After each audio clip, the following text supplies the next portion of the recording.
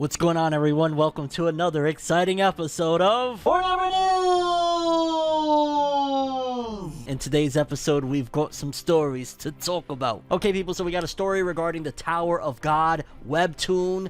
Tower of God made a big splash last year with the release of the anime. There was some unfortunate news with it going on break. However, we have an update on the Tower of God webtoon. Yeah, we're gonna get into that one. We got an update for the particular success of the Mashle manga. I love talking about that. We got an update on the Yasuke Netflix anime. A lot of controversy surrounding that one. However, I want to say one of the people behind the Yasuke anime sat down and they talked about some future plans for the actual franchise. Demon Slayer making huge moves at the box office. Again, major historic moment with Demon Slayer Mugen Train that is pretty freaking iconic, especially considering what it did in the US. Like, you're gonna be mind blown yet again. Something that I'm not sure how many people are gonna rock with, but I wanted to talk about it. Welcome to the NHK. If you've heard of that series, then you know how crazy and insane it is. Apparently, it is getting a sequel. I never thought I'd see the day, but yeah, we're gonna talk about that. We got an update regarding a publishing company that was busted,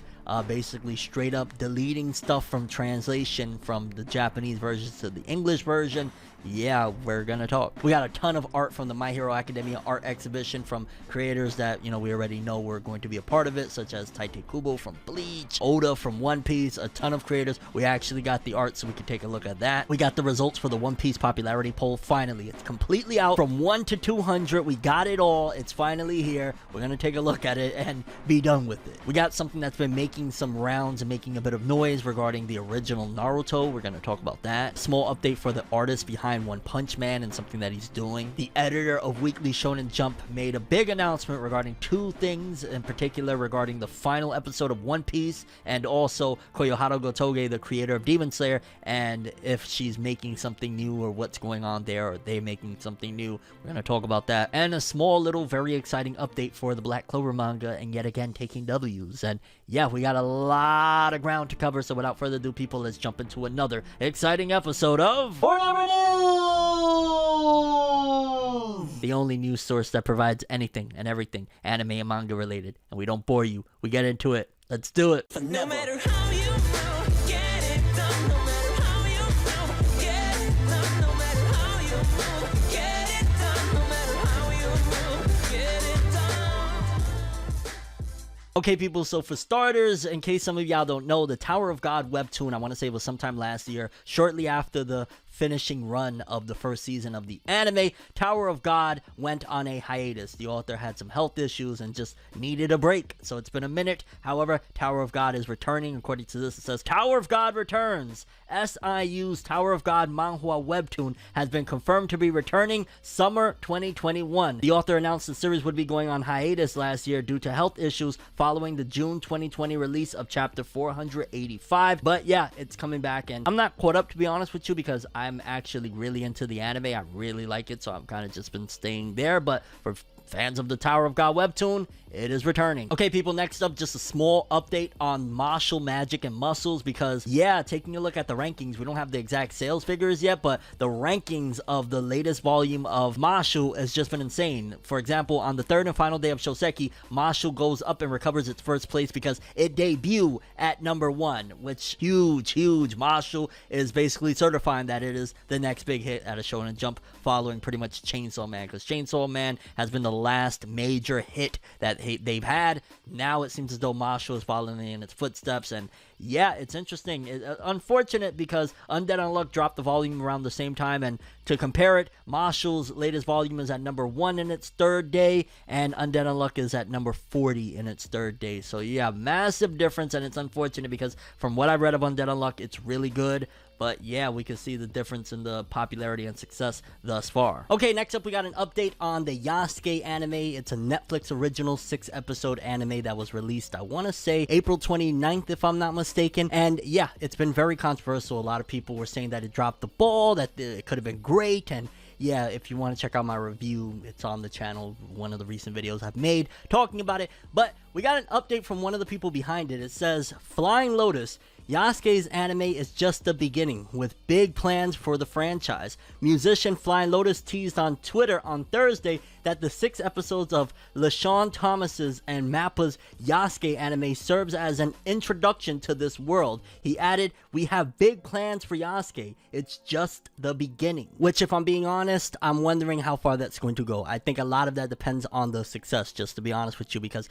there's been a lot of mixed reviews on Yasuke, so I'm not sure if this is going to be the beginning, or if maybe he's referring to like this is just going to be the beginning to the verse of what they're trying to do. Maybe they're gonna create a bunch of different stories that are told in the same universe, or I'm not exactly sure what they're going to do. But I mean, a continuation would be interesting if they change certain elements, but I guess we gotta wait and see to see if this is actually going to bear any fruit, or it's just like wishful thinking, hopeful thinking. I mean, personally, I'd be down for more Yasuke, but I've seen the contrary with a lot of folks. Next up, major update for the Demon Slayer Kimetsu no Yaiba Mugen Train film. It did something else insane, this time in the US. Demon Slayer confirmed as #1 film in America this past weekend. Funimation confirmed on Monday that Demon Slayer Kimetsu no Yaiba the movie Mugen Train anime ranked at #1 at the North American box office this past weekend. The film earned US $6.4 million to edge out the new Mortal Kombat film with $6.2 million and win their second weekend matchup at the US box office. Both films experienced steep revenue drops of 70% or more from their first weekend. Demon Slayer is the second Japanese film ever and only the second anime film ever to rank #1 at the weekend box office in the US, the first being the Japanese film Pokemon, the first movie over 21 years ago, which if you wasn't around at that time, I will tell you, Pokemon the first movie, it was like a phenomenon you've never seen. I'm talking about when I went to go see that in theaters. We got there like 3 in the afternoon to watch it. We didn't get inside the theater till 10 at night to be able to watch it, because that's how crazy and insane the lines were. But yo, Demon Slayer, just congrats. I can't even believe it. We actually beat out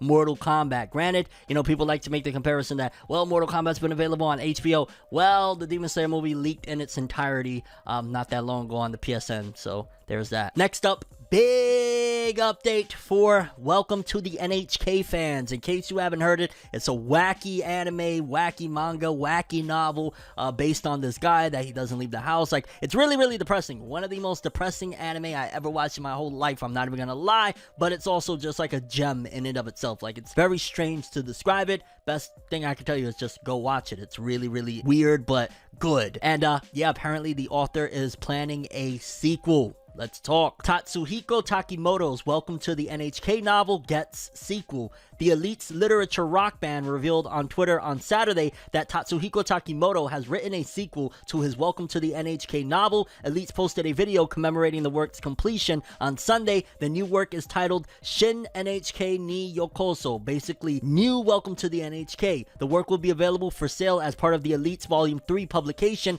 at the 32nd Literature Flea Market Tokyo event on May 16th. The publication will also feature an interview with Takimoto. Takimoto published the original novel about a shut-in and the girl who reaches out to him in 2001, and again, like, it was life-changing for me watching that shit. I'm not even gonna lie. Like, I highly recommend you check it out. I got a review, I want to say I did like over a decade ago at this particular point. Wow, I've been here a long time. But yeah, Welcome to the NHK. I am so pumped. I hope they adapt this into a manga and an anime, even if it's a film or an OVA, just something, because yeah, Welcome to the NHK was amazing. Moving forward, now there's been some controversy, right? Because a lot of people have been accusing certain publications of changing translations when they're bringing them, you know, when they're localizing them and whatnot. And apparently a publishing company has been busted with deleting whole paragraphs and things like that from certain works, and they got in a little bit of trouble, and yeah, we're gonna talk about it because it's insane. 7 Seas altered its light novels. Back in January, light novel fans on Reddit pointed out something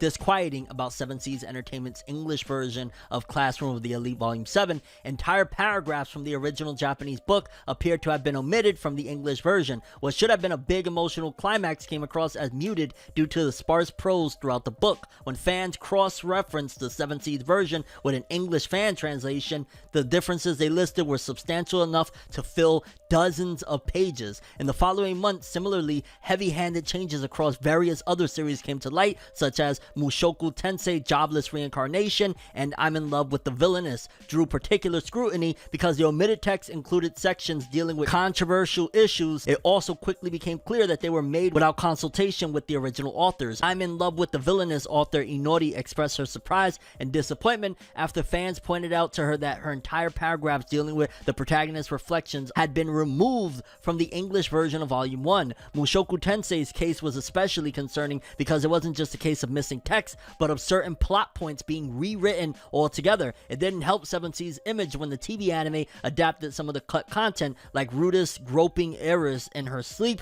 and attempting to pull off her panties. In the first print of the English Volume 2, Rudius, which forgive me, I'm not familiar with this, I need to watch it, I know, simply observes her and tries to pull her shirt over her stomach to prevent her from catching a cold. In other words, some of the changes seem to have been carried out with censorious intent. If there's one thing anime fans hate, it's censorship and localization, and they go on and on and on. But yeah, apparently they're actually basically going to have to do reprints of the books with corrected translations, and for any fans that actually have like these messed up prints, I believe if you contact them, you can basically send over the botched books and they will send over the corrected translated books. But that's crazy. I'm not even gonna lie, I don't like that. I don't like that at all, because you know, these authors, they carefully craft these stories, right? You know, they think about these things day and night, they put their hearts and souls into it, and for you to just come along and say, well, you know, this may be inappropriate, we're gonna change the narrative quite literally, wow, like, no, that's wrong. And I hope that they actually go through and make sure that they refund, or at the very least exchange each and every person who has an issue with this, because what are you doing? Like, I get it that maybe there's certain things that you want to tread lightly on, but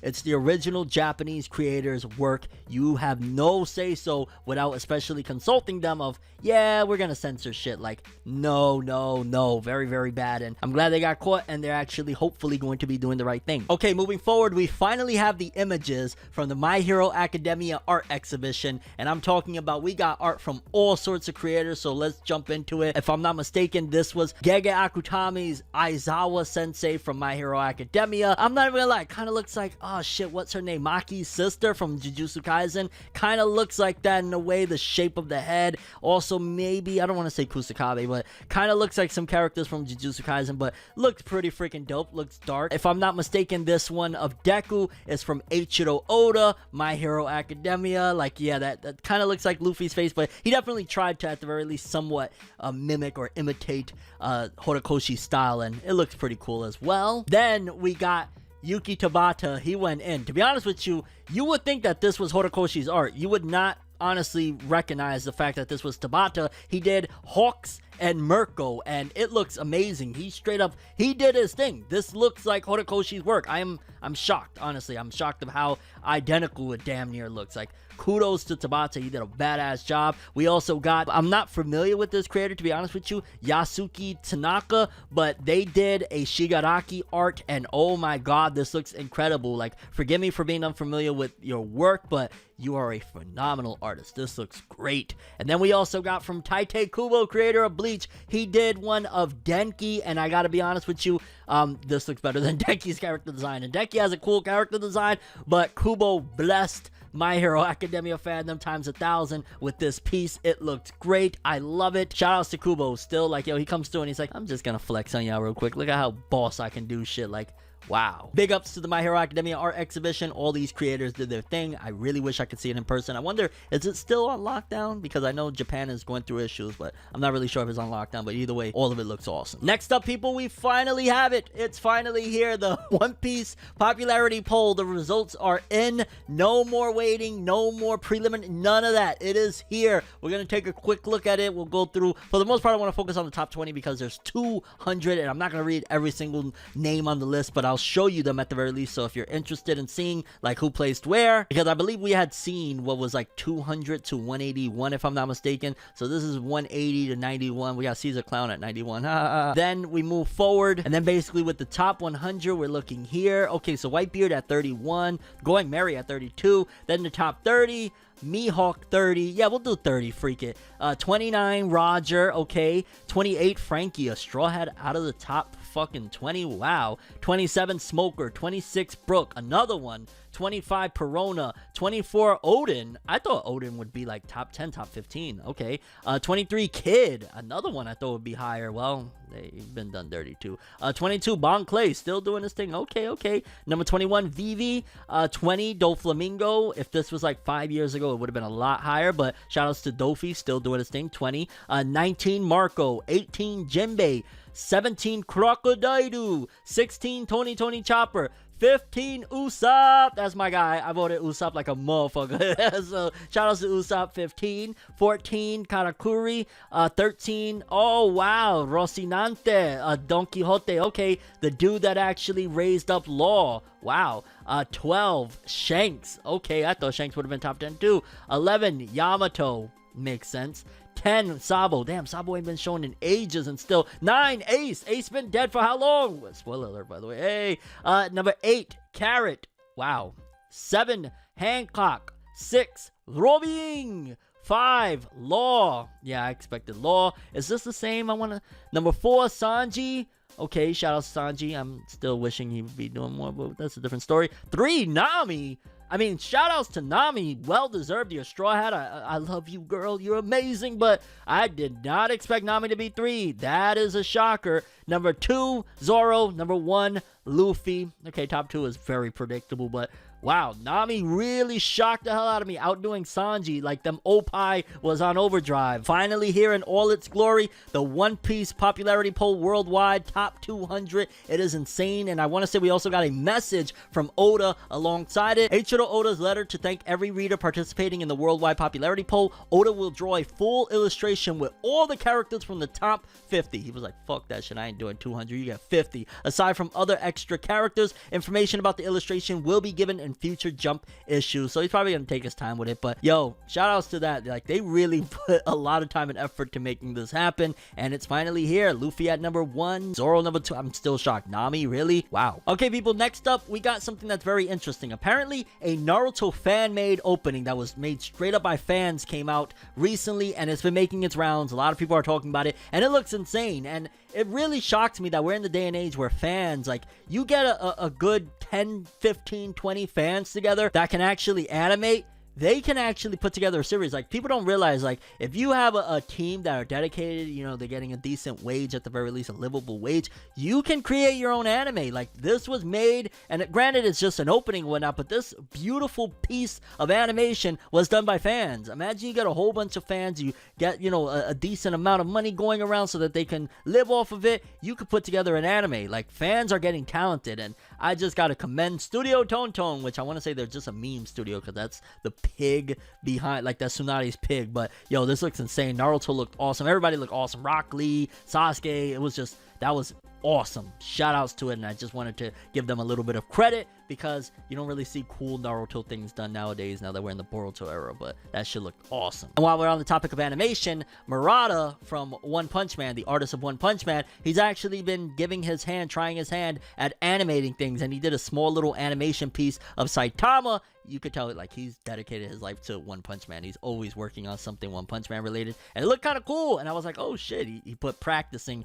and he put this little piece of Saitama. I wonder if he's planning on maybe animating things himself. Like, who knows? Like, if he works on this right now, once One Punch Man is over, maybe he could start his own animating staff or some shit like that. Like, imagine an artist of that caliber animating and really being able to do it. Like, this little piece, again, it's just practice and it looks kind of cool. What if he actually really learns how to do it? Like, people have put One Punch Man panels together and animated it, and it looked breathtaking. If this guy can do it, we could see something insane. So I'm gonna be keeping my nose on if Murata's like progressing and doing other things, because if he made his own animation studio with him being like a key animator, oh my god, it would look gorgeous. Next up, some big info from one of the editors, if I'm not mistaken, of Weekly Shonen Jump regarding One Piece's final episode, but also Koyoharu Gotoge working on their next work, the author of Demon Slayer. So let's read. In the latest Sono Neta Neta ni Shite I Desu Ka TV program on May 5th, Kohei Onishi, current editor in charge of media in Weekly Shonen Jump, has commented on One Piece's final episode, stating that there should be still 4 to 5 years left for it, around 20 to 30 volumes left. And I gotta be honest with you, when I read this, I was like, they say this every other year. Every year, almost, we get, oh yeah, we got about 4 to 5 years left, 20, 30 volumes. Like, okay. Yasuke. I think we're about to hit the 100 volume mark if I'm not mistaken. 20 to 30 more volumes, like nani sore? But in the same program, Kohei Onishi also mentioned that Koyoharu go Toge, mangaka of Kimetsu no Yaiba, still hasn't decided or even started on any next work. That makes me wonder, like, if maybe they're second guessing, like, why start? Like, I'll be honest with you, if I created Demon Slayer, if I was the author of Demon Slayer right now, with all that's going on right now, depending on what Shueisha wants their next move to be, I would just stick with Demon Slayer. Incorporate the elements you want to, like whatever, let's just say genre you want to kind of bend into a little bit, with whether you want to do a sequel, maybe with the new characters, whatever the case may be. But Demon Slayer is too huge, people will love it, and yeah, like it still feels fresh. Like, it was what, it started like 2016, it only ran for about 4 years. Like, honestly, if I was Koyoharu go Toge, I would go and be like, update my contract and I'll make more Demon Slayer, we'll have some fun. Like, that's just me. I don't know, like, come on, the latest movie is at almost $500 million.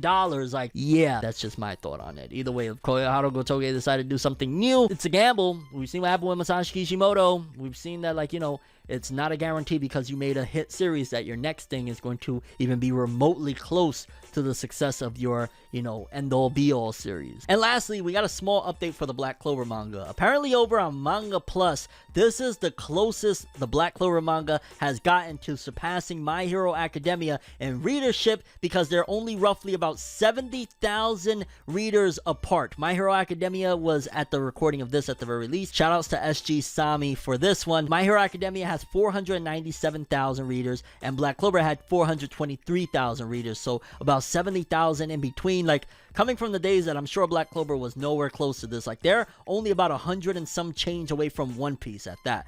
Big ups to Black Clover. Like, yeah, I might actually read Black Clover over on Manga Plus just to support. Like, I normally read it on the weekly Shonen Jump app, but maybe I'll just, you know, or get my second read on when I'm gathering notes for my review or something. I don't freaking know, but shout outs to Black Clover. I love to see it. But that's all the stories we have for this one. I'm curious what you guys think. The Tower of God webtoon returning. Are you excited for that? Mashle killing it with the success of the latest manga volume released. Yasuke big plans. You think those actual plans are going to come to fruition, or the backlash is not going to allow it? Demon Slayer, second Japanese film in US history to make that mark. Incredible. Welcome to the NHK sequel. I am so pumped for that. 7 Seas being busted for the changes in series like Mushoku. Like, that's just nuts. Like, I can't even believe that they were taking out whole paragraphs and rewriting narratives. Like, that's bad. The My Hero Academia art exhibition pieces from Gege Akutami, Eiichiro Oda, Yuki Tabata, like, that shit looked insane. Tite Kubo, oh my god, his denki. One Piece popularity poll results, did you agree with them? I mean, I expected the top 2. I'm still shocked with Nami. Like, wow. That Naruto fan opening, check it out. Like, yo, shoutouts to Studio Tonton, a bunch of fans. Murata practicing animation. If that dude becomes a serious animator, the animation industry is in trouble, because he's gonna kill it. Weekly Shonen Jump editor talking of One Piece's final episode, blah blah blah. Yeah, okay, it's ending in 4 or 5 more years, all right. And the Demon Slayer creator's next work, I would just stick with Demon Slayer. Just stick with it. That's just me. And Black Clover catching up to My Hero Academia on Manga Plus. Yo, let's do it. Read Black Clover, baby. Any thoughts on any of the stories we covered in today's episode? But that's all I have for this one. Thanks for watching. I hope you enjoyed. If you liked anything I had to say or enjoyed the video, drop me a like. I'd greatly appreciate it. And if you want more from me, make sure to subscribe. Follow me on Twitter, Instagram. Hit that bell to get all notifications. And if you want to follow any of my other social media, links in the description below. I'm ForneverWorld, and as always, people, have an awesome day. And remember the golden rule. Anime and manga. Have an awesome day. Peace in. And you guys just watched another episode of Forever News. Have an awesome day.